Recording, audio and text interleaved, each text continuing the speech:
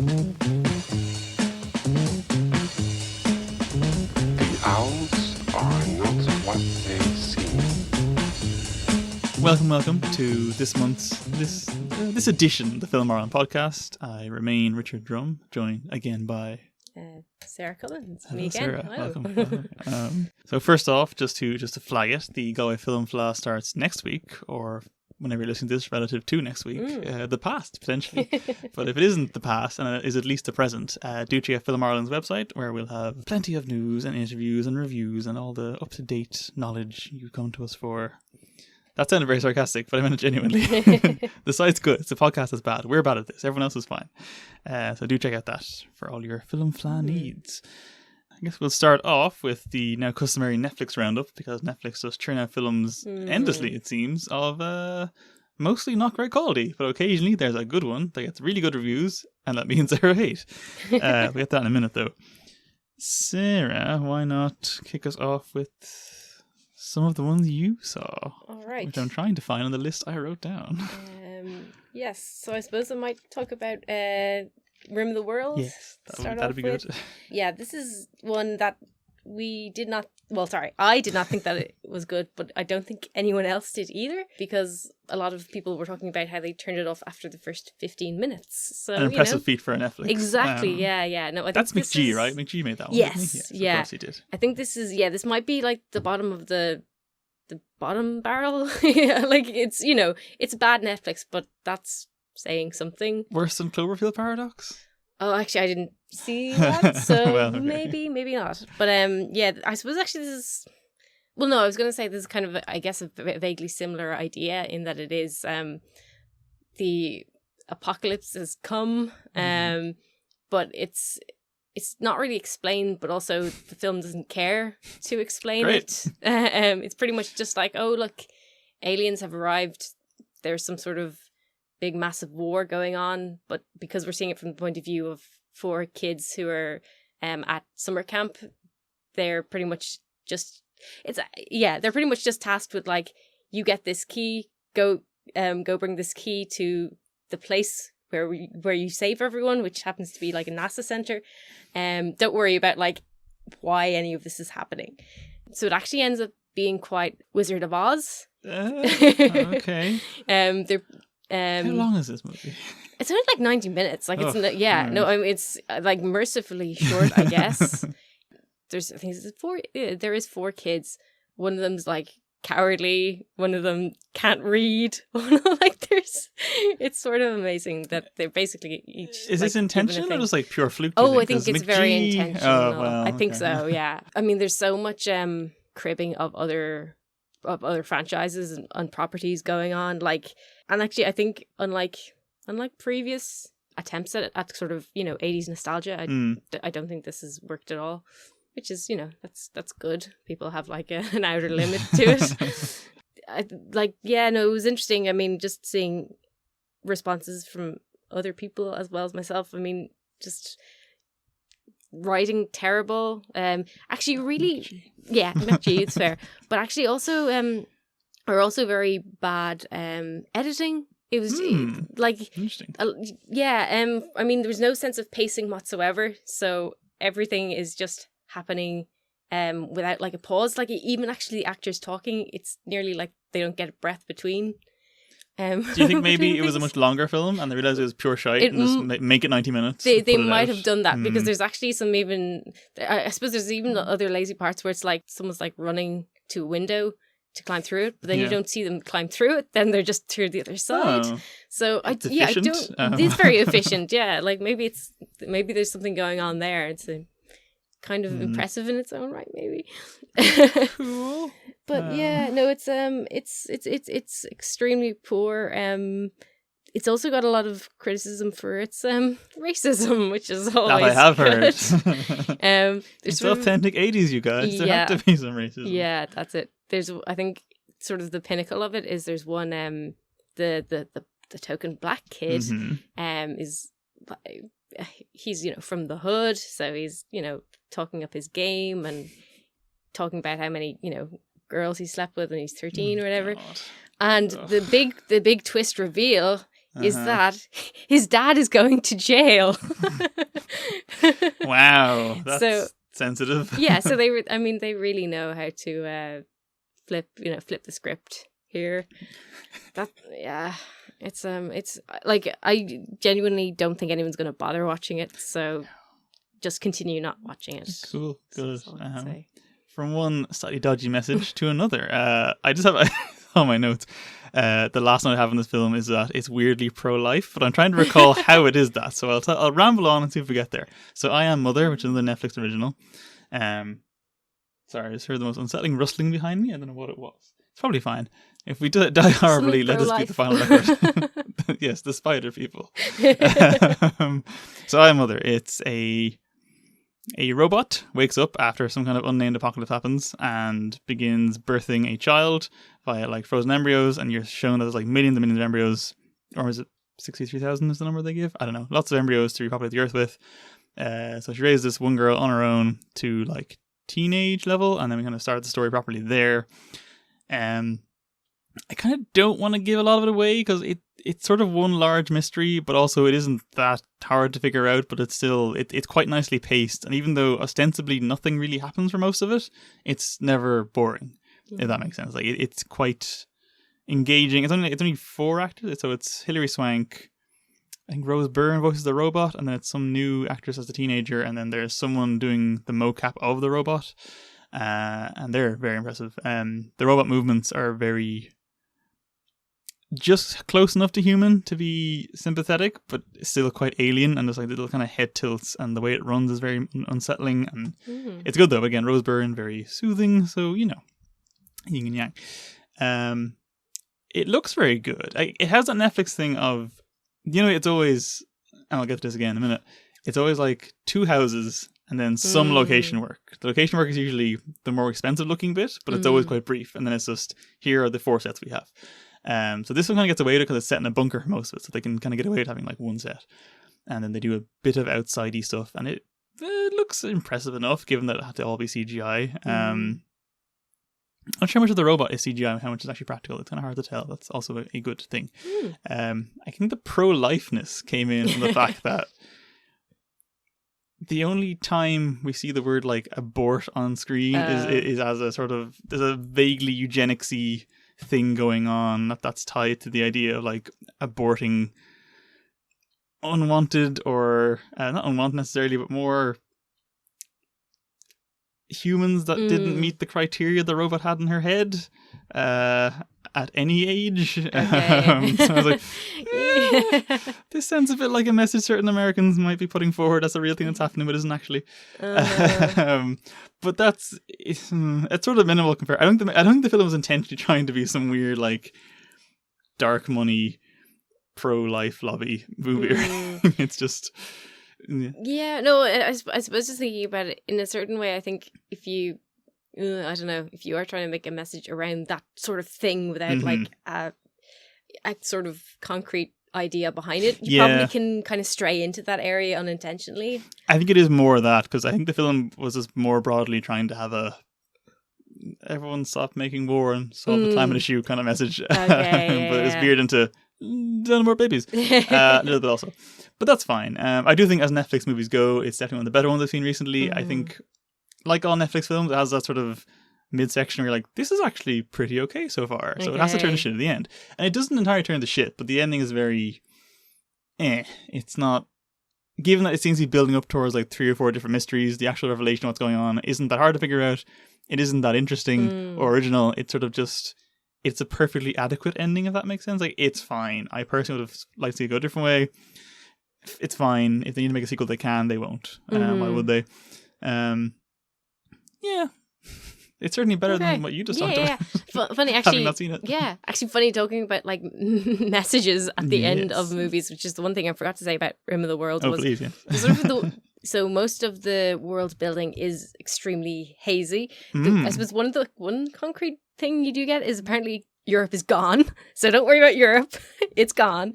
Why specify that? Yeah, it's very strange. Like the few things that they do specify are very unsettling. And the other thing that they specify is that the object basically that enables them to save the world is like leftover weaponry from the Cold War.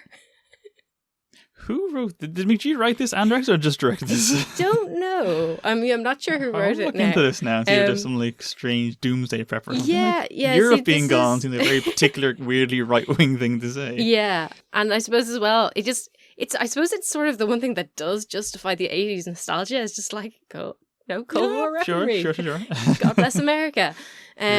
So yeah, that's basically all I had to say. But just uncomfortable messages that are kind of brought in at the end of the movie. Not good. Well, again, probably get to more of those. Yeah. So you had, a different kind of racist film from Netflix to talk about. Yes, I did. That was a terrible, very awkward, and I apologise that segue, but here we are. I presume we're talking about When They See Us? Yes, I was. Excellent. Actually, thinking about it, the last two Netflix films you have are both kind of racist, so it's hard to know what we're talking about. But that one. The theme of this episode. Excellent. White people discuss race. Yeah, so I guess this is quite a different animal to what we have been talking about before, because it's Ava DuVernay's 4-part, I suppose, fictional, but I think it's pretty close to the reality of the case of the Central Park 5, who were the 5 young boys who were accused of raping a woman in Central Park. I suppose it was like 30 years ago now, was it? Probably around that. But have like since been exonerated, and I mean, essentially the drama demonstrates how incredibly insane it was that they'd even be accused in the first place. Like so much was set up to intentionally bring down these 5 teenagers who had absolutely nothing to do with the crime and were essentially just profiled for being black. So it's very, very tough going, unsurprisingly. So the 4 episodes are sort of, they also span a huge amount of time, because it's from when the teenagers are originally accused all the way up until they were they finally got exonerated, I guess is the word, in I think it was 2014. So they and some of them were still in prison at this point. So it's quite unbelievable. There's a lot of incredible acting and performances going on in there. I suppose maybe the most interesting one is, I can't remember his name now. He plays the middle incarnation in Moonlight. Oh right, okay, yeah. So he plays one of the 5 of the Central Park 5. Yeah. But he, unlike the others who have 2 actors, he actually plays both the teenaged and the adult version. Yeah. Prosthetics? Or? No, I possibly some prosthetics, but I think actually he's young enough. I think he's only 21. Change his hair? How did they manage that? I mean, they obviously did really good makeup jobs, but I think him being very clean shaven at first, it works very well. I don't know how much there might have been some prosthetics, all right, but I mean, it looks really real. It's really impressive. It's one of those shows that I'm sure that there's some criticisms to be had. Yeah. But I mean, it's kind of hard to criticize it when you're like crying through it. And Jesus. I suppose actually one thing I was really impressed about was that they focus a lot on family members around the 5. And one of them has actually, like in real life, had a sister who was trans, and they actually got a trans actress to play. Oh, cool. That's to play a part. Incredibly rare. Yes, I mean, it was refreshingly just so nice to find out that they were, loyal to the original woman's storyline, and then did it really well. So yeah, I mean, it's very good storytelling. And actually, what I was very impressed about as well was I was wondering after the first episode, how are they going to address like the Trump in the room?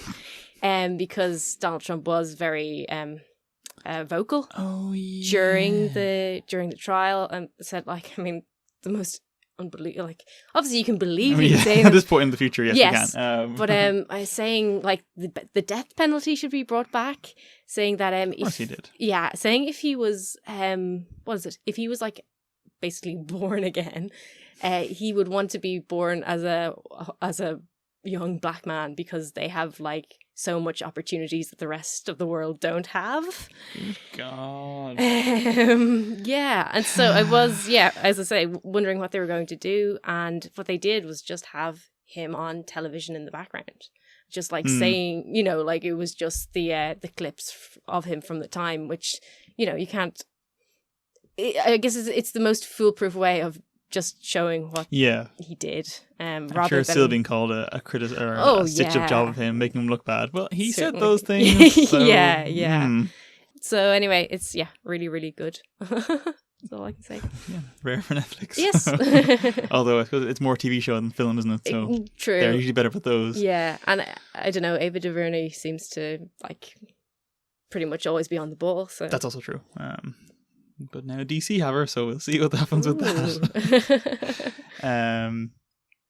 So the last Netflix one we'll go with is The Perfection, which I think we both heard about around the same time and both assumed going in it would be good because everyone said it was good, and then it was not good.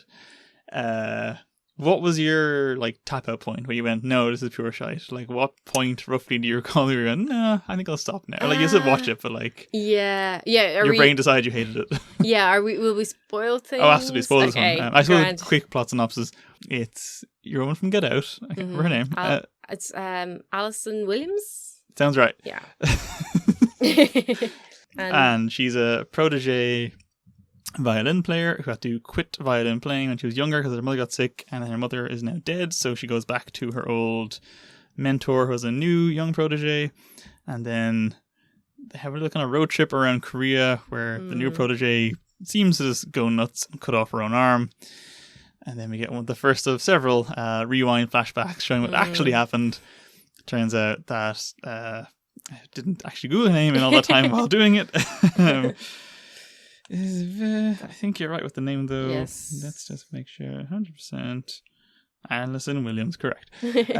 So she is actually revenge-fueled now because she recalls that the school of music that she was a part of is actually some weird sex cult that's indoctrinating these kids, and it is making them play violin real good, like, but it's also having sex cults up with them, and they don't remember these things, so she needed your woman's hand cut off. She couldn't play violin anymore so that she could wake up from the days of sex cultism and know what happened to her.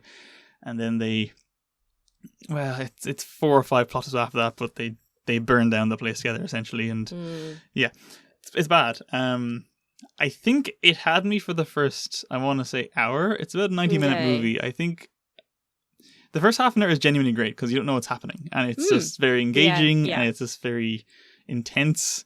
And then the first of those rewinds happens. I was like, that's incredibly cheap, but okay, let it slide. And then you get about an hour and it happens again. Like, okay, well now I think I'm okay, now I can stop. But as far as the point where your woman finds Alison's house and like kidnaps her, like this is going weird directions. I'm kind of on board with this, but after I was like, no, this is kind of crap now.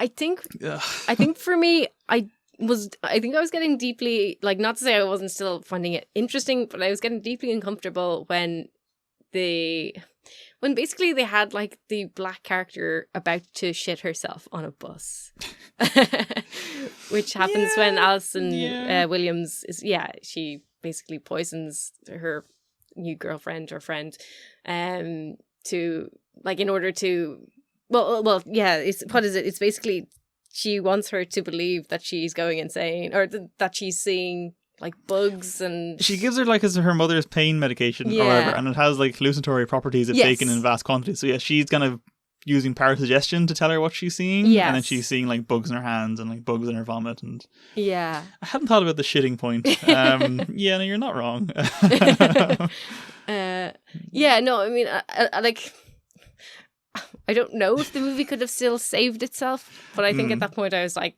that's very early on. Take but yeah, I don't know. I mean, I think I had got an inclination going in that it was going to maybe go south. So I think I was maybe waiting for that moment. I think we both, I think we needed to see it when we saw that tweet from our mutual friend Saoirse, who thought it was terrible. And I'd seen enough good reviews and me and Sergio disagreed enough on films in the past. Like, this could be okay, but no, it was bad. But I gave it the best benefit of the doubt I could, as far as I could. Yeah, just now that you say it, like, I know there's obviously the white saber thing at the end. Whatever making a black car shit themselves in a bus is, there's the whole sort of psycho lesbian aspect. It just hits a lot of boxes in a very McG-like way of just bad ideas put in a movie. Yeah. And actually, I think another reason that I was very uneasy was, and I think this is very interesting and is also kind of to do with literary history, so I'm going to bring that in for a second. But people of color getting their limbs cut off is has a long history of like this trope that goes a long way back, and it's essentially been used as a way to demonstrate that, like, say Native Americans, but also Black people, that they're basically like they can be heroic and brave, but their attempts end in them like losing parts of themselves and basically demonstrating that they're not like fit for the modern world. Right. So that's upsetting. Yeah, it's not into this. It's not great. So I mean, it does. I think it. I presume that the filmmakers weren't. Well, I don't know whether they're aware of this or not. But the fact that they basically had a person of color convince themselves to cut off their own arm is deeply problematic for my. From my research, basically. This is very fair. I also just don't know the point of it was. Like, it was trashy exploitation-y movie, which is fine, those are okay, but it felt like it needed to have a point or a subtext, given what it was about and how specific a lot of its oddness and discomfort was, but I don't know what the point it was in the end. Like, it was it's a thing that existed with narrative, but there was no anything. No. And I think even, like, from a very basic plot point of view, it fails, because, like, if Alison Williams is willing to go and convince an innocent person to cut their arm off, surely she could go and just cut the guy's arm off, the guy that she hates. She could just go lop off his arm, his world will end. That's what she wanted in the first place, which they do in the end anyway, I suppose. Yeah. I mean, I think wasn't enough to wake her from her slumber of sex cult apparently not sleep. Which is just also says a lot about white saviors as well. That, like, basically she couldn't be seen to be the bad guy until the end, or not until the end even. Like, she basically had to convince other people to do her dirty work for her. And also just the idea that she knows that the only way to convince a woman of color to snap out of her reverie is by mutilating herself. When, what did it take her? It didn't take her that. Sitting at home for a bit. Yeah. A few years, admittedly, but still, just sitting home in the corner for a bit. But I mean, like, even the fact that she was going off on a holiday by herself, like, she wasn't so, like, tied to the cult that she couldn't think for herself. She'd organised a whole holiday herself. Yeah. She was obviously it's weird. In her right mind. Which is, it's so annoying, because I think it was a movie that should have been so interesting for us. And I also, the one thing I guess I won't give to them, but I was amazed about was how little a dead mother impinged on the plot. Like, I presumed it was going to be like, oh yeah, the dead mother's, like, maybe she was the one abusing her daughter, or right. How often do you have a dead mother that, like, just is kind of irrelevant to a story? Yeah. It reminded me of the Suspiria remake, actually, that opening sequence of the dying mother, because that opens very similarly, and admittedly that plot point doesn't get a whole lot of mileage in that movie either, but it's a lot more than here now that you say it. So yes, I think you're right. But even, I feel like there's something about the optics that is off, but I can't put my finger on what it is, because the only people we see are Alison, who's a white woman, person of color, and then, like, the new, like, Korean kid. Yeah. So, like, what does that say? This room of white men are just coveting I don't know. There's something else there. Probably even worse if I thought about it more, but I can't put my finger on why it's bad, but it probably is. Yeah. No, that's a fair point. What did they achieve with all the rape? I don't understand. Like, if there was some supernatural element there, I would have maybe been able to go, at least that's why it's happening. But, like, I don't understand why anything was happening. It just was happening because it could, I guess. Yeah, no, definitely. I thought it was amazing, well, just how like they managed to like orientalize so much as well. Just like I suppose similar to the Dead Mother plot, non-plot in a certain sense, was just like they basically introduce a sort of an Ebola type virus thing, and then it's only there in order to justify the gaslighting. Yeah, which like it's just like you can't just take things from like that was a weirdly racist thing to lob in for a plot point. Oh, strange film. Yeah. Yeah, it's most people's horror film of the year so far. So go figure. Yeah. Great. Moving on. So you had a back-to-back of vaguely related films to go with from here, didn't you? So yes, you do that. Hopefully better and less racist. Yes, certainly better. And not the second thing necessarily. No, yeah. I suppose they touch on racism in their ways, but they are good movies, so they are addressing. Excellent. They're not saying that the racism within is good. Yeah, so these are such a low bar to go with, and yet apparently it's worth championing today. Yeah, it's sort of a little South American corner today. So yeah, I suppose the first movie I'll kind of talk about is Too Late to Die Young, which is a Chilean film by Dominga Sotomayor Castillo. I'm sure that's not how you pronounce her name, but it is now. As a white woman, I now demand this how you say her name. Yeah. Just cut off her arms here and just what you say. Yeah. Well, I'm going to. I'll get around to it. Okay. I like this one a lot. This is really not like anything we've talked about so far today. Good. It's really good. So it's kind of, I guess, slice of life cinema in a certain sense. Like it's about it's set, I think, at the beginning of the 90s. It's about a group of families who basically decide to like set up a commune in the Chilean wilderness. And it's sort of focuses around I suppose mainly like their kids and their sort of, I suppose, dislocation in a certain sense, but also on then the wider commune's kind of attempts to establish just like the basics of like setting up electricity and water supplies and stuff like that. So like in a certain sense there's not a whole lot going on, but it's kind of good as well. You just kind of get to observe. I suppose the story that there is focuses around one of the teenagers who Sophia, who's there with her father but would prefer to live in the city with her mother, who kind of keeps promising and then never turning up. One of the other storylines is around a little girl, younger girl called Clara, who I think was like my favorite character, because a lot of this movie is just sort of like watching people sort of react and observing their surroundings, and she's kind of just very adorable too, but also kind of quite she kind of has she loses her dog, and it's sort of she becomes a bit of like a detective to try and to get him back. So it's just kind of nice watching her exploring her surroundings. Yeah, the storyline that is there is you can kind of anticipate what's going to happen. Like at the beginning of the film, there's a lot of them trying to figure out how to avoid forest fires. Right. So, I wonder what's going to happen. Actually, what I liked as well is that you kind of get to know the characters quite well, and then you realize that they're kind of the weirdos. People are kind of talking about like, oh yeah, it's the hippies who are like living in the backwoods. Okay. You kind of realize as well how inexperienced they are. Like they're talking about how like they're drinking water and getting sick, and they're like, you're supposed to boil the water. So it's kind of just a lot of interesting kind of culture clashes going on. So yeah, not a whole lot of plot, but like just very interesting movie. Enjoyed it a lot. I was getting confused from in there because I was like, isn't that Nicholas Winding Refn thing called that? But no, that's Too Young to Die Old. Yeah. Too old to die young. Yes. No, but I was actually getting very confused as well when why are there those two things? Yeah. Basically the same time. Exactly.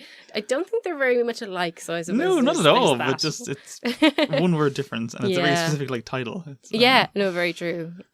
So I guess two people thought they had like these amazing unique ideas, and then I wonder if someone have to change at some point. Yeah. But anyway, so yeah, I suppose maybe look at my second movie, which is the documentary Diego Maradona. So Asif Kapadia directed this, and he also did the Senna, didn't he? Senna and Amy. So Of course, yeah, yeah. so he's this kind of, I suppose this is his jam, as it were. Richard, I know you're not like particularly interested in football. Well, I'm not interested in Formula 1 either, but I really enjoyed Senna. There you go. So... Okay. So yeah, like I mean, I think a kind of similar thing is Mm. going on here because I've heard that, yeah. yeah, like I was going to say that, you know, you don't have to worry about whether you're interested or not in the football, but in fact, the football that happens in it is it doesn't focus on that much on the pitch, but what is on the pitch is actually like just really impressive. You know, like you can If you say so. you know, if you watch one guy like just sprinting around like 7 other guys score a goal, kind of cool, you know, which is what Maradona did a lot. Very low bar of entertainment, Sarah. Okay, fair enough. Just So- men running. And the ball. And, Forgot the sorry, ball. yes, and the ball. But yeah, no, this focuses mainly on Maradona's time when he played for Napoli in Italy. And apparently, I was told this, that they have so much footage of this time of like, I guess it's the 80s, because like Maradona's like manager or someone in charge of him was basically like, you know what, if we film him for like the next few years, like just like if we just continually film him, this footage might be of use at some later point. So he or she was eventually right. So well done them. Did that manager produce the film? Well, I know like that Maradona would like entirely endorsed it and stuff. So Yeah. that person probably was involved. I don't know That's to bizarre. what extent. Yeah, that is at least what I've heard. And I suppose it's quite interesting because like I've heard, you know, people point out that because Maradona is kind of like one of the first big football stars, that he was bearing the brunt of what like a lot of stars since haven't had to. And I mean, yeah, especially like I don't think you could film someone constantly, or you couldn't film Messi constantly for like 8 years. I doubt that would be allowed. Don't know who that is. Oh, I know the name Messi. I couldn't okay, tell you. Is he yeah. a notorious bad person or something? No, he's just the, like Argentina's biggest footballer at the moment. Okay. So sorry. That was a reference to the audience, not for me in this room. Yes. What's interesting about this in particular, well, is just because Napoli was just an extremely poor region at the time, and the football club was basically like spent all its money buying Maradona. No, right. So Maradona is basically like a Jesus figure for the city. Okay, seems So- healthy. Yeah, exactly. So it's kind of watching him struggle with like Being Jesus. of yeah, football. and that it turned into a lot of him turning to cocaine, and especially when you have a Napolese mafia there, Mm-hmm. so it gets kind of messy at times. That a pun there. The different messy though. So yeah, like I think a lot of the footage is just kind of like, in a sense, watching like Maradona, like even just like his facial expressions of trying to navigate. What the hell do I do? Like, I'm Jesus. I want cocaine. You know, I'm also supposed to play football. So it's... If there's a poster of just his face with that quote, I'd buy it and put it on. All right. I have to be Jesus, but I want cocaine and I have to play football. Yeah. Make a t-shirt, someone. Yeah, please do. Yeah, like it is just very interesting watching him. I suppose one of the other things is as well that the footage of the football is like really very violent a lot of the time. There's one scene in particular which is amazing. Just you would think it was going to be like a regular scuffle, but instead everyone starts kicking each other, and because like these are like, you know, strong men who kick for a living, Yes, it basically yes. becomes like Tekken or Street Fighter or something. So it's kind of worth it to just watch like those kind of scenes as well. You've done a good job on this movie of selling it to me, so Good. well done. Thank you. Not in any way I feel the marketing team would ever have thought would work on a human being, but I'm like, I think I'm sold. Excellent. Right, I think I will quickly do Brightburn, and then we'll move on to something we're both looking forward to. So Brightburn is produced by James Gunn, I think directed by his brother, I want to say. There's a lot of guns involved in it. Ooh. Not in an American way. That's cool. So basically the setup is, I think the most concise version I heard was, what if Superman is Michael Myers? So it's Superman's story of a alien pod crashes in the Kansas woods. Woods? Did I have woods? At a farm. Elizabeth Banks is the mother. They've been trying for children for years. Haven't been able to have one. They raise the kid as their own. Happy, lovely times. And then adolescence or puberty hits the child. And then it's Superman, but also toxic masculinity is there, you guys. So that's basically the entire plot. I think one of its absolute saving graces is how short it is. It's like a nice 90 minutes or so. And it rushes by very fast because that setup is a great trailer. As a film, because you know where it's going, it would be a very boring movie if it wasn't so short. On the other hand, I think the film definitely, it's worth having made it in this day and age, given the amount of stuff around masculinity, and especially in America at the moment, all these lone wolf like terrorist attacks. It's definitely trying to, I don't know, commentate on it, but like feed into that, not in a negative way. Well, not in a positive way. That's the problem. It's that it's so short that it doesn't really have time to explore what is, I think, quite fertile ground in terms of the allegory it's going with. Because it's so short, though, the problem ends up being that the kid sort of just goes crazy for no reason. Like the pod he lands in is sort of talking to him in a language you can't understand. So it's presumably just making him kill, but also he's kind of picked on at school, and like the girl he likes is he kind of does an awkward thing around her, and then she's like, oh, he's a creep and weirdo, like fuck off, and then he turns really jealous and possessive, and it's such a good idea after you've seen the film. Like that actually was a really good way of trying to address this very modern like epidemic of male violence, yet you sort of just went, well, here's some cheap gore instead, which again, entertaining, very horrible gore. There's a bit where he like smashes a light and a woman looks up at it, and then like the glass ends up in her eye, and then you see her pull it out really slow. Oh, it's awful. It's really bad. Very excellently done CGI, but not pleasant. No. And then at the end they sort of hint towards the idea. Actually, you've seen Super, the one with Rainn Wilson. No, Kevin I Bacon's in don't it. think No, so. okay, because they sort of, that's James Gunn as well, but they sort of hint that that's the same universe now, which is sort of stupid. I think it's more of a gag, but it's still amusing. But yeah, the kid playing the titular, well, actually no, the town's called Brightburn. The kid isn't called Brightburn. The kid's just the kid, whatever his name was. He was in Endgame. He was the Paul Rudd when he was an adolescent in the time suit bit. Oh, right. Not the old man, not the baby. The other kid, that's the main kid from this. Is that like what he's known for, or? I guess so. I mean, they came in a few months of each other, but sure. Yeah. Okay, so written by Brian Gunn and Mark Gunn, produced by James Gunn, and directed by David Yarovesky. No, that's disappointing. Nearly a full sweep Not a gun. Not a gun. See, I think they definitely could have, especially the stuff with the quote unquote love interest, I think could have been really interesting, because there's like a vaguely stalky element there, but again, it just ends up being the second he's mildly perturbed, he just goes like murder mode, and then just does really graphic, overlong murder scenes, which again are very well staged. They just have no wider point because the film doesn't have one. Elizabeth Banks is very good as sort of the mother, and again, even the parental stuff, because they pretend he's adopted. And then eventually he finds out that he's actually an alien. He knows he's adopted, so that isn't a source of conflict, but just the alien thing. Yeah, that's... I suppose, yeah, it piss you off. And then they sort of realise they have to... they realise they have to kill their own child, because he's a murderous monster that has to be destroyed. And there's little scenes where, like, she's basically telling the husband, we have to stop him because I found like his diary full of depictions of the murders he just did. But it's the kid on the phone, and like he hears her saying that, and then like it's quite a well done moment, and Banks plays it really well.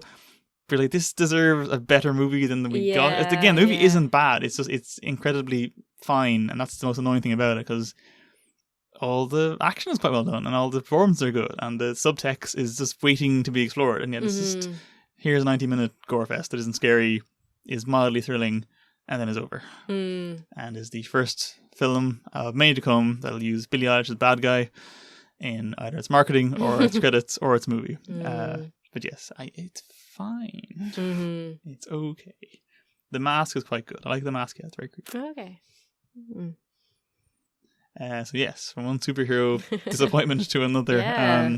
This was my most anticipated film of the year, for all the wrong reasons. Are we calling it X-Men Dark Phoenix or just Dark Phoenix? Because the posters seem confused on that fact. Yeah. It's like they want you to not know it's an X-Men movie for some reason. That's a good point. I think it seemed to kind of switch from between the two names as depending on where you were. So yeah, it still feels like a small miracle we actually got this movie at all, because this was due out over a year ago and just didn't come out. So the plot is the second time they've done the Dark Phoenix story. Yeah. From the same writer as the last time, and with many of the same mistakes as the last time. Namely, the almost entire lack of any space-based stuff. This was supposed to be a two-parter initially, they were saying, and then they rightly realised they wouldn't get a sequel, so they just made one, and it wasn't very good. It's not good. No, but it's not. I don't think it's the worst X-Men film. I don't even think it's as bad as Apocalypse was, to be quite honest. I think it's partially just that they cut it down a whole lot, which I'm glad they did, because it would have been an intolerably boring 2.5-hour movie if they had left it in the original format they had it.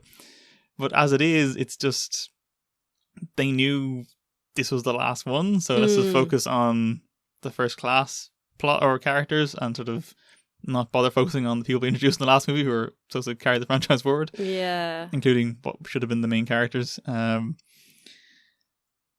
I think the biggest indicator of how dull this film is that I saw it in 4DX because I thought this will be an absolute trash fire. I want it in shaky seats and a wet face. It'd be great. And the chairs barely moved. Wow. There was hardly anyone. Like, there's nothing to do because it's all just these really flat shots of nothing happening. Yeah. So it was a perfectly tolerable 4DX experience, which is not what you want from 4DX. You want discomfort. Hellboy was awful. There's a bit when someone gets stabbed in Hellboy in the back, and for the entire duration of that scene, it's like a massage chairs in the back of your spine. It's poking. Yeah, very authentic. that could entirely have been done within, not that you necessarily want the exact same thing again, but I mean, there is someone who gets stabbed in the back in a very painful manner in this movie. That's true. That's very true. Yeah. I mean, that's not a spoiler. We all guessed in the trailer that Mystique is going to die, but yeah, Mystique dies. I always think of you as like an X-Men connoisseur or defender or apologist or something. So you go. What are your thoughts on X-Men Dark Phoenix? Dark Phoenix? Well, yeah, because I was massively obsessed with the first two movies. So actually, I took The Last Stand, the third one, as incredibly personally, because I think it was an absolute shambles, terrible end to an otherwise great trilogy. And so I actually I've never really, it took me a while to recover. I don't think I've ever really, I've never kind of been able to put my faith in the franchise again. So in a sense, you didn't even like First Class. I didn't even like First Class. I think by the time First Class came around, I no longer really minded. But I was also kind of like, they're never going to get my respect. My respect again. I mean, I kind of just saw this one out of curiosity. Yes, I think a lot of people did. I know this. It's kind of I feel like it is a toss up between did they do it better or worse this time around? I mean, it's not. Right? It's really it's faint praise either way. But I think possibly what I enjoyed more about this was just the unintentional, I was pissing myself laughing at stuff, which I don't remember doing. No. At The Last Stand.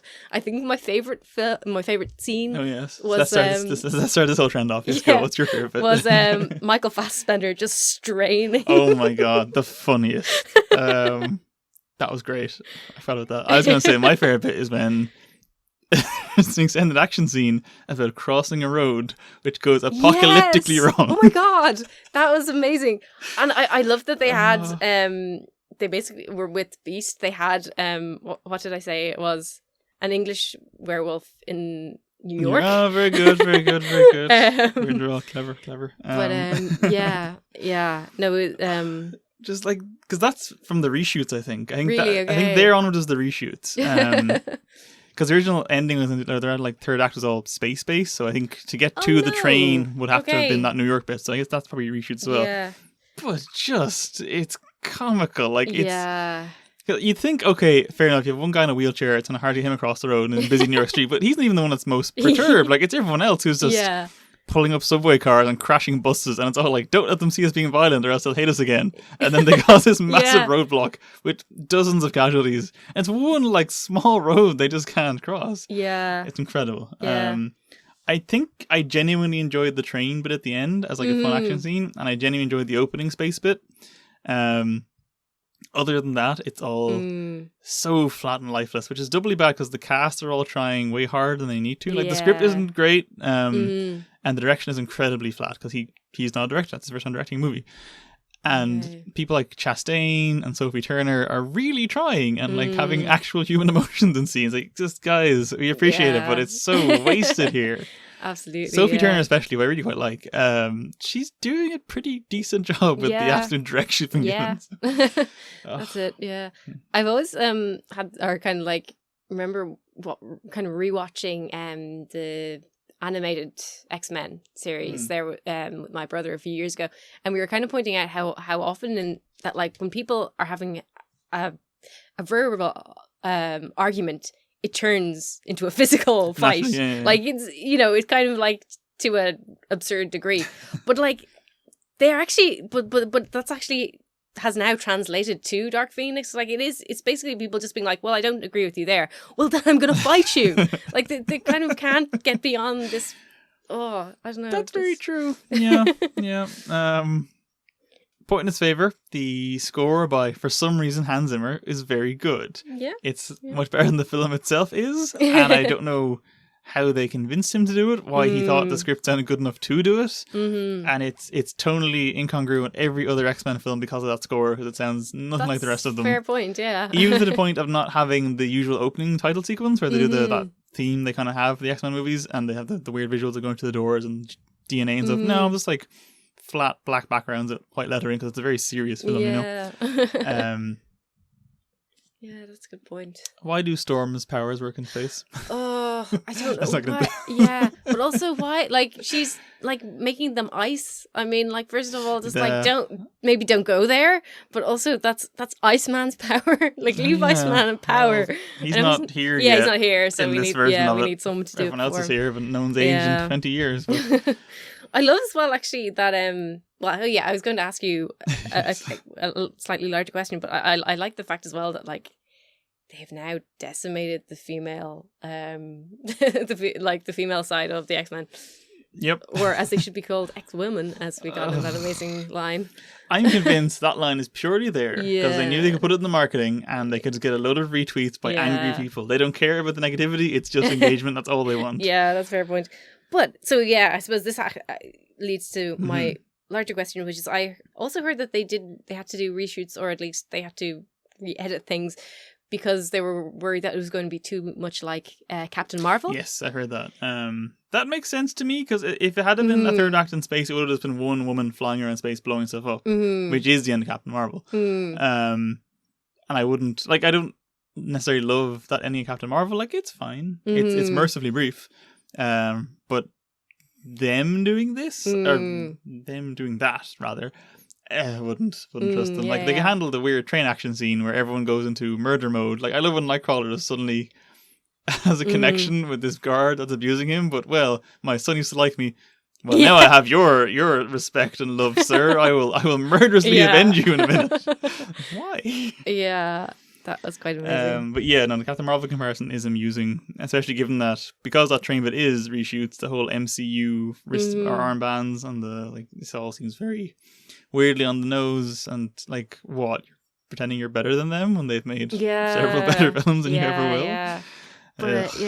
But I thought it was interesting actually that they felt the need to reshoot, because I think the end product is still weirdly uncomfortably close to Captain Marvel in quite a lot of ways. Really? Okay. Yeah, because I mean, if you think about it, that Jean Grey has, similarly to Carol Danvers, she's had her mind like shrunk by her mentor, and it's this movie is about her like discovering that she's had her powers like sort of controlled for so long, but I suppose the interesting thing is where in Captain Marvel it's like it's really great that she's like breaking free.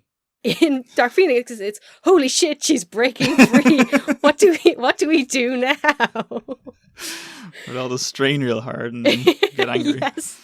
Yeah. But I was thinking about that timeline doesn't line up, because if they're saying they have to reshoot it because of Captain Marvel, their original release date was a year before Captain Marvel. Yeah, well, I was going to say, if it was supposed to be that early, yeah. The story I initially heard like months and months ago was that the test screenings went really badly, and that the ending was just said to be very flat and boring because there was just one person in space amongst all the CGI and no one else anything to do. So I think that's probably more of the reason why they reshot it, and then they went, oh crap, it's also similar to the film that we should have been out a year beforehand. Yeah. I do think that train bit's kind of fun, even though it doesn't make much sense to me in terms of where the aliens get coming from. They seem to instantly spawn and then just never go away. Yeah. There's well, I mean, I suppose how much nitpicking do you want to do? But I mean, they're just Yeah. I mean, it's just it just seemed very what's the word?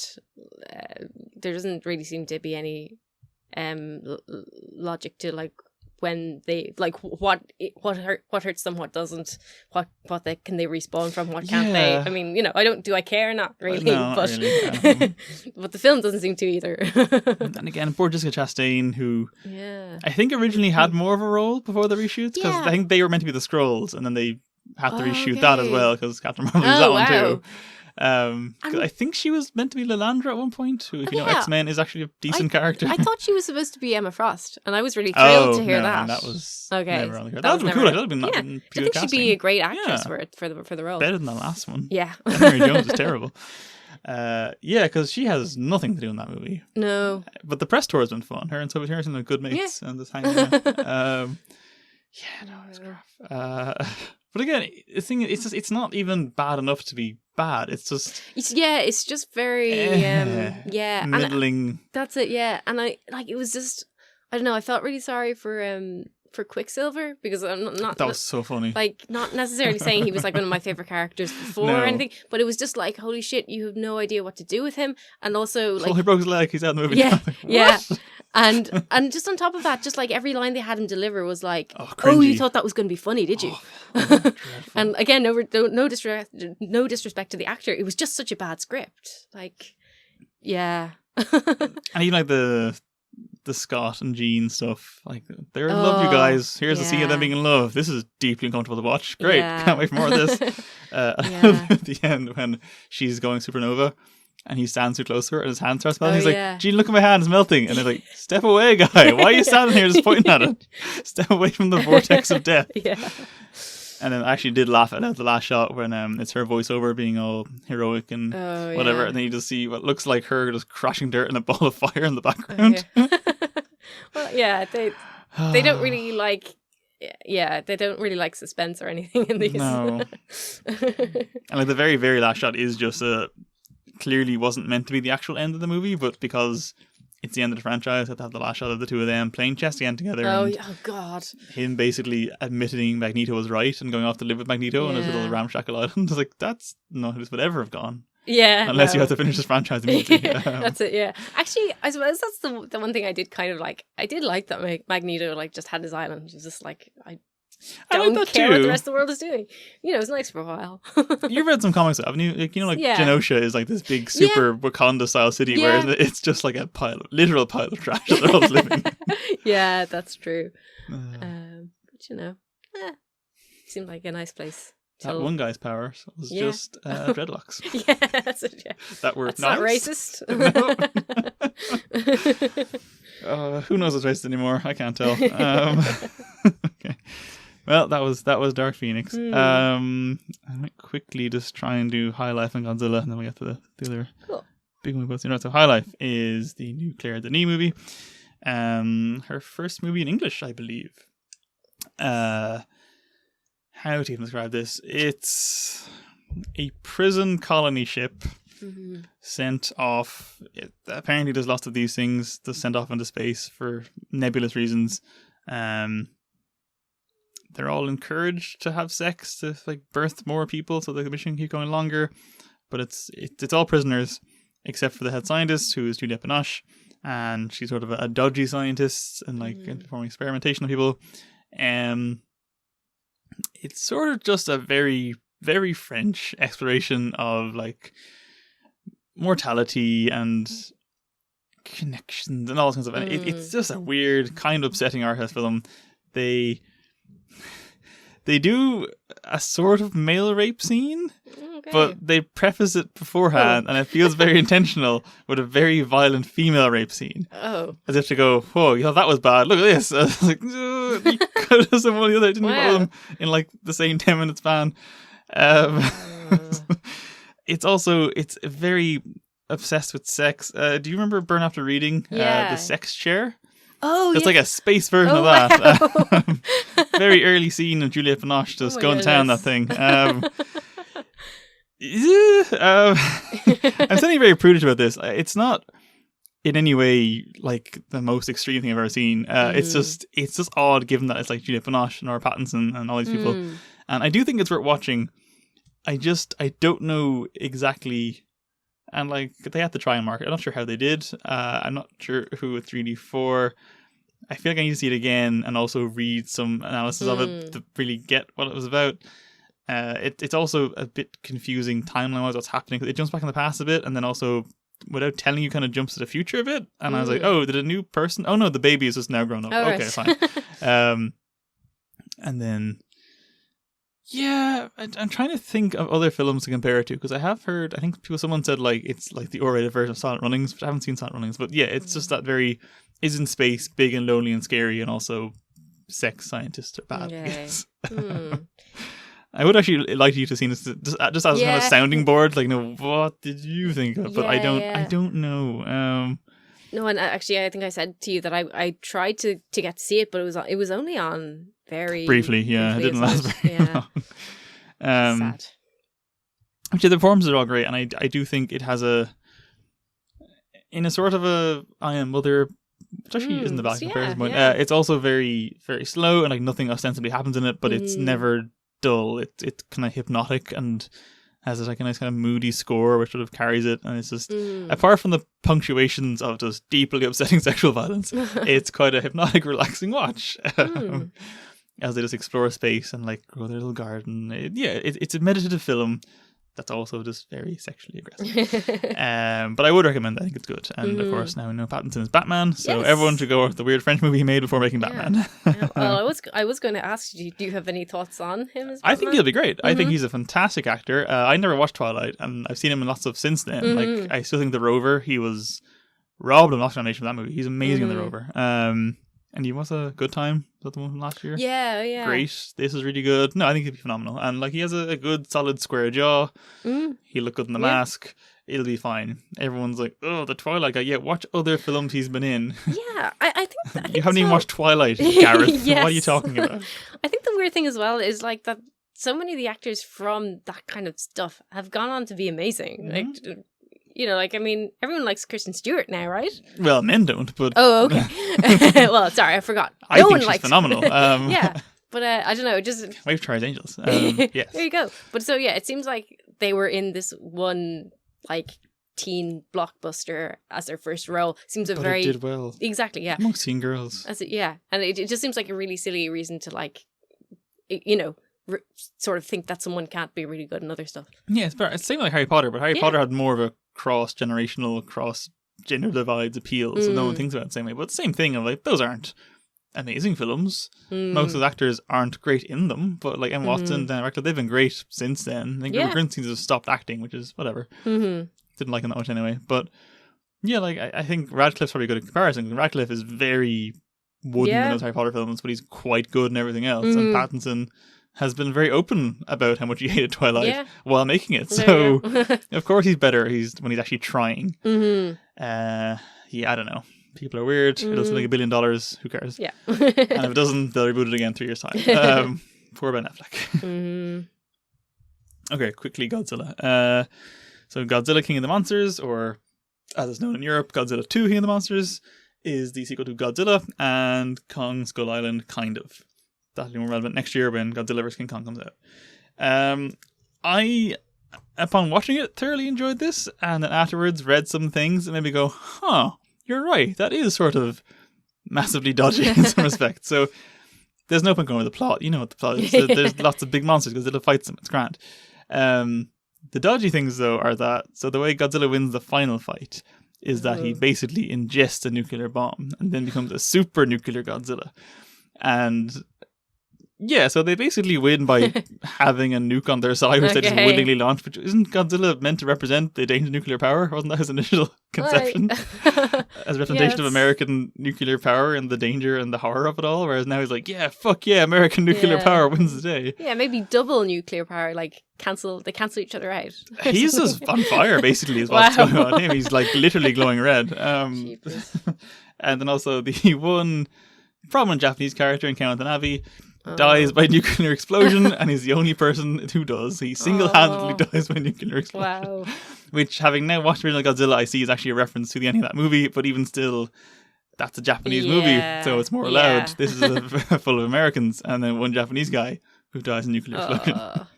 Again, Godzilla represented the opposite of all those things. Whatever. Aside from all that stuff, quite fun if you don't mind a fairly thin plot, and if you realise, so people said like there's no characters in this, it's all just like stock stereotypes and then the monsters. But other people said the monsters kind of are the protagonists, and I sort of agree with that. There's a lot of work went into like making them have personality. Like even though you can't know what they're saying because they're just screaming all the time, like Godzilla does have personality. You can kind of gauge his mood. That makes sense from like the facial movements. Like Mothra has a very clear personality. Ghidorah is very impressive because Ghidorah has 3 heads, but each has a distinct characterization, and they're kind of fighting some of the time. It is really well done, and I'm sure it cost a sickening amount of money to do it all. Actual fights quite impressive. I didn't see it in 3D mercifully. I'm sure it's a headache if you do. But yeah, if you don't mind like really stupid slapdashy action, it's good. It does do that thing that I'm always a fan of in plots, but I'm increasingly realizing it seems to be like a smear campaign against environmental reform. Where I'll explain that. I'll just leave that hanging.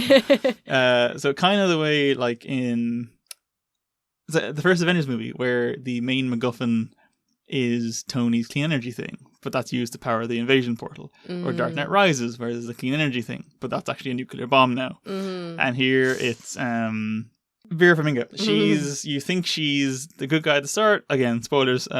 She's Eleven's mother from Stranger Things. Millie Bobby Brown? Yes. So she's Millie's mother. And then it turns out she's actually working for the bad guys, who is Charles Dance, amongst others. And her whole shtick is that, well, humanity has fucked the planet. The Titans exist as sort of a cleanse, so let's just unleash them all, let them wipe out most of the population and start again. And I was like, you know what? I always philosophically agree with those plot points in terms of just, I don't think we're going to solve this ourselves. So yeah, sure, let's let the external magical force deal with it. Even if it means decimation of plots, or not plots, of populations. We're and plots. And plots. But like, we're going to do it to ourselves anyway, so let the monsters do it, why not? But it does sort of, as someone pointed out in a different review, it does smack of painting anyone who suggests radical reform as a crazy person, which is, exactly what we need. Because the thing I hate about that kind of plot is that they're always like, you're crazy, we can't let X destroy humanity. It's like, okay, what's your suggestion? There's no time for that. Let's just stop this person doing a thing. Okay, that's all a good right, point. that's fine then. So yeah, the whole thing is about stopping her, and she sees the error of her ways at the last moment and dies horribly. How did they solve the environmental issue? Never explained. Although actually no, it is explained, because they explained that after you saw Godzilla 1, did you? I don't think so. The last no. So he attacks San Francisco anyway. Well, he defends San Francisco, but if they find out afterwards that the radiation that he emits, or that all these monsters emit, actually regenerates like plant life and stuff. Like San Francisco is now like basically a jungle, magical radiation. So ostensibly, she's correct. If they do just let these things trash a few cities, they'll like revitalize the biosphere. But no, we can't do that because she's crazy, and now she's dead. We have no plan. Wow. Yeah, no, it's really expensive, fun trash. That's the only thing that's driving it. There you go. Yep. Okay. Last thing for this edition of the podcast, and one I'm glad you managed to see as well on time. Yes, me too. So this is kind of one I hadn't even really heard of, and then I saw, I think, one review of it and went, that sounds really hard to describe, and therefore I'm now intrigued. So this is Peter Strickland's In Fabric. He's the guy that made Duke of Burgundy and What's the other one? Barbarian Sound Studio. Ah, yes. So actually, he clearly has a bit of a giallo fixation given those period films. Do you care to try and plot this one out? Because I can start it, but I will immediately get lost. So it's based around a department store. Mm-hmm. Can't recall the name of it. But it's run by Nosferatu, and all of his shop assistants appear to be the living versions of the mannequins that live in the shop, and they all talk in weird, cult-like reveries about capitalism. But also, a woman died in a dress, and now the dress is haunted and is murdering people or enslaving people. It's hard to know. It's ostensibly a horror film, but it's actually basically a black comedy and is like start to finish laugh out loud funny, mostly intentionally. I don't know what else to say about the plot. I will say I love this film, and it is currently in my film to beat as film of the year for me. I just adored it. Amazing. It looks gorgeous. The sound, the score is really good. Like the score is properly creepy, but it doesn't fit what's happening on screen most of the time. Well, I thought that it kind of reminded me quite a lot of Tubular Bells. So and I like, again, maybe in a sense that doesn't fit The Exorcist that well either. In hindsight, no, because those ones like relaxation albums. Exactly. Back at the time, sure, maybe it was scary. Yeah. So I don't know. Maybe that was like the intention. I think it really works. Like I thought the soundtrack was great. Anyway. Yeah, it sounded like. Do you ever see the original Suspiria? No, I haven't. Very similar score. I think that's again probably intentional because it's all that kind of Italian horror thing that he seems to love. Because I didn't know it was a comedy going in necessarily, so I was sort of laughing at the shop assistants when they're trying to sell dresses to people because the language they use is so circular and over the top and unnecessary. It's very funny. But then the Julian Barrett scenes, I was like, oh no, this is definitely a comedy, and they're amazing. Yeah, I liked as well that like the first few times you hear the shop assistants talk, like you're just kind of trying to figure out, and they're kind of like, oh no, they're saying really simple things, just in the most like convoluted ways possible. Like it's basically just this dress looks nice on you, and you'll like it if you buy it. But it's like 6 paragraphs of like weird, almost incantation speak for like capitalism. It's bizarre. I love the manager though. He was just so needlessly creepy at all times, and then when it does that hard cut to him, just like holding one on the floor in like a neck lock with his knee. It's just amazing. God.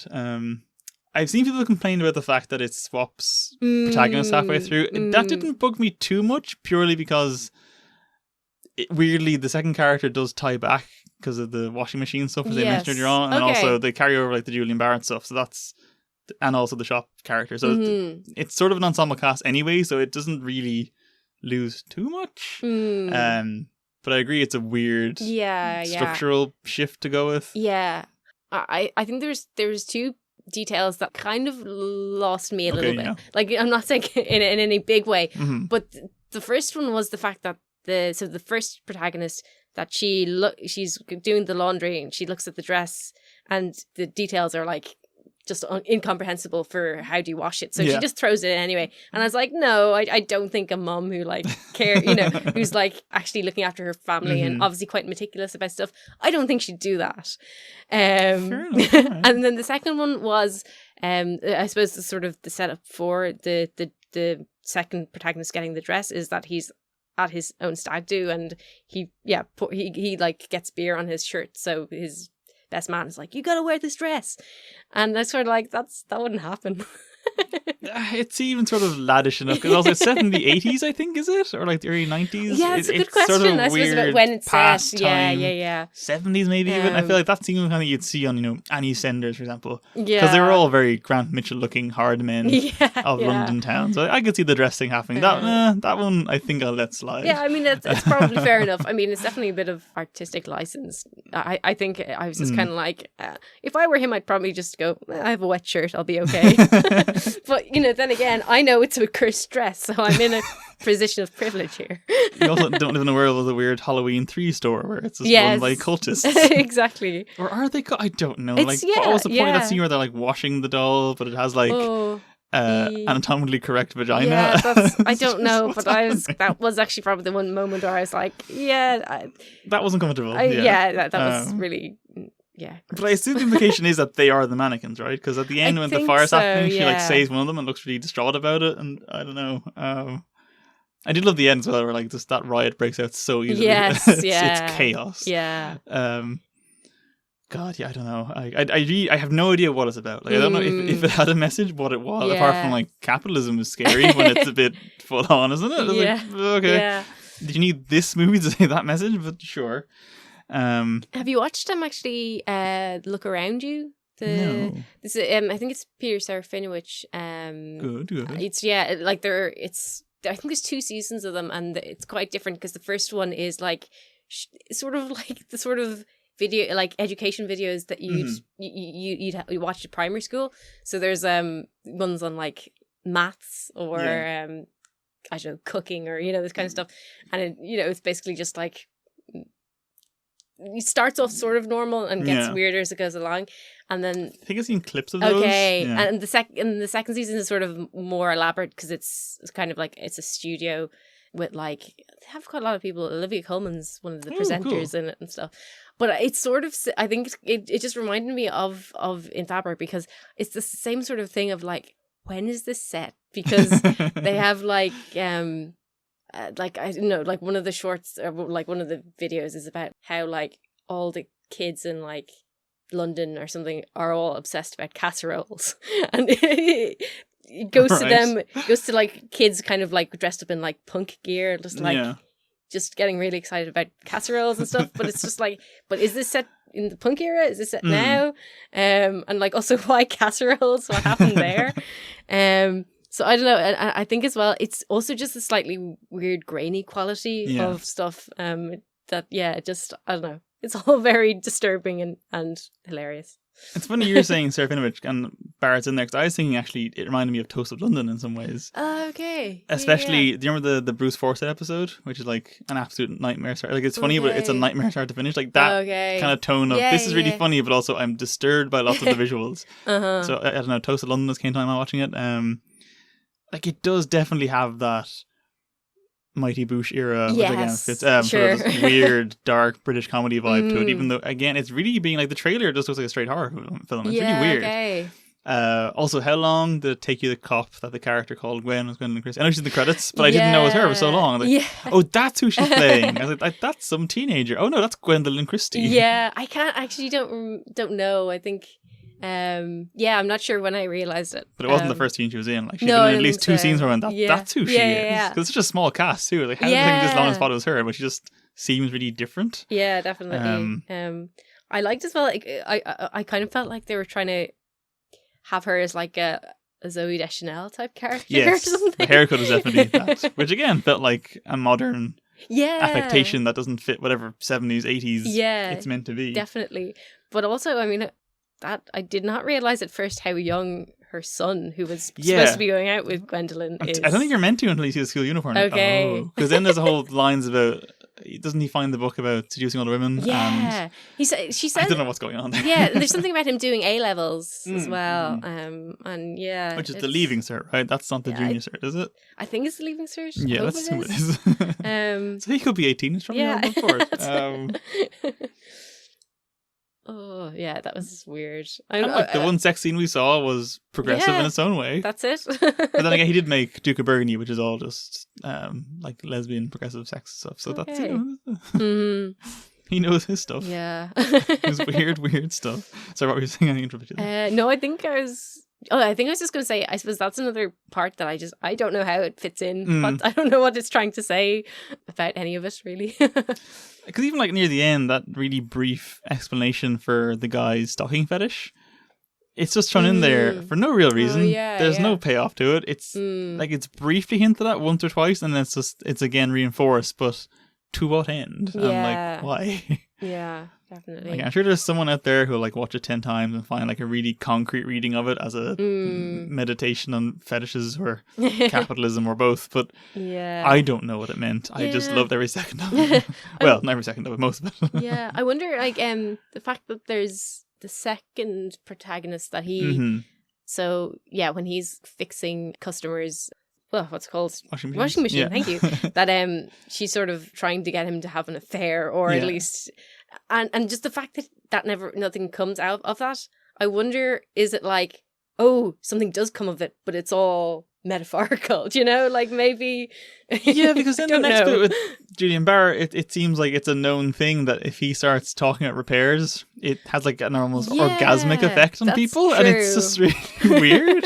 Yeah. But she doesn't seem like she's going for that. She seems like she is trying to have sex with him, and then by accident gets to kind of repair orgasm speech. Yeah, that's it. And I mean, I also thought it was like, was she basically just trying to get him to call off his wedding so that he wouldn't go on the honeymoon and would be around to. That's also what it seems. Yeah, like, that's also what I thought it was. Yeah.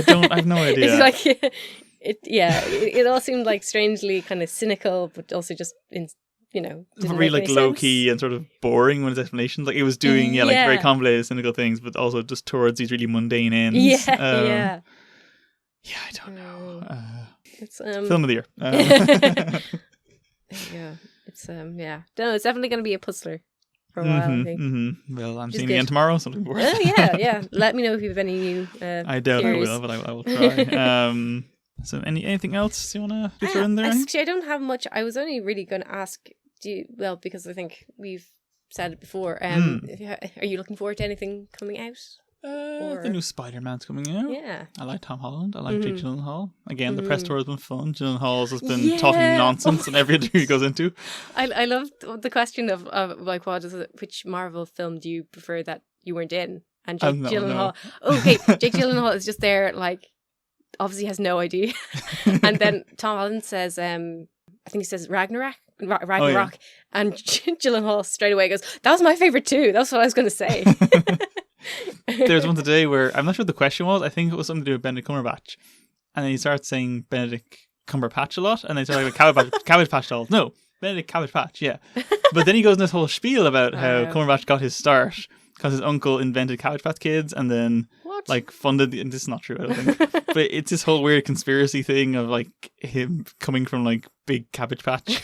Like funny, it's so weird. Wow. And Tom Holland's was behind was like looking really confused and like trying to wind it up and like move on, but he won't let him, and it's amazing. That's amazing. Yeah. So the film will be fine, I'm sure. Yeah. The interviews are great. We haven't watched the interviews.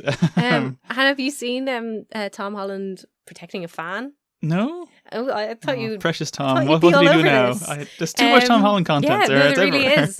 No, it was I think it was there was like fans at a railing. It was obviously on just like on a red carpet somewhere, but essentially like young, or like I think this girl was getting like crushed by like autograph grown men who like don't care at all. They're just looking to sell them on, but she was essentially like being crushed so that she couldn't breathe. And Tom Holland was just, he like threw their stuff on the ground because and amazing. It was, like, this is very protective. So Tom's great. Yeah, I thought, there you go. May he never find drugs. Go off the rails. That's it. Yeah. That entire cast, actually, him and Zendaya and the guy that plays the friend, they're all great by the looks of it. There you go. That's really cool. Yeah. What else is coming out? Yeah, I was thinking. I'm not sure that I'm not sure that I'll like it, but Midsummer. Oh yes, seems at least curious inducing, if nothing else. Well, I was looking forward to it an awful lot until I found out two things. One, it's apparently a black comedy, not a horror, which could actually work in its favour, because Hereditary, I think the problem with Hereditary was that it was very good, but then it got very silly. That's true. Yes. The other problem is our old friend, Baby Man, Jack Rayner himself's in it. Right. I didn't know that. I was like, oh no. Oh, I don't mind him at all. He's been good in one thing. And one thing only. He's been bad in everything else. Actually, the one thing that kind of slightly put me off was that in the trailer, it seems like they have someone with like quite monstrous features. And yeah, just since Hereditary wasn't exactly that delicate with that subject matter. Not maybe the great, but I don't know. I guess I'll be curious to see. At least it's not racist. At least it's not racist that we know of. But yeah, I'd be curious to see what comes of it. I'm not sure that it'll be something I'll particularly enjoy, but No, we'll all see it. Yeah, or hear about it. Well, yeah, that's also true. I think there's something else big-ish out in the next month, but those are definitely two to start with. I'm sure there'll be a deluge of Netflix things to watch. Most of them racist. Yes. Apollo 11 looks like it'll be very interesting. No, I've heard that's good actually. Yeah, I've seen a lot of good reviews. So, We should start checking out like release schedules for doing this in future, and then Good point. Yes. having prepared content for There you this go. final awkward meandering exit point. Thank you for listening. Don't forget to check out the website for flaw related frivolities. Yes. That's adequate alliteration. And what else do people say on podcasts? Like and subscribe. Yeah. Apparently iTunes reviews are a big thing for Oh, yes. the algorithms. Good. Don't know how they work. Do all that stuff. Yes. So iTunes. thank you and see you next time. See you then.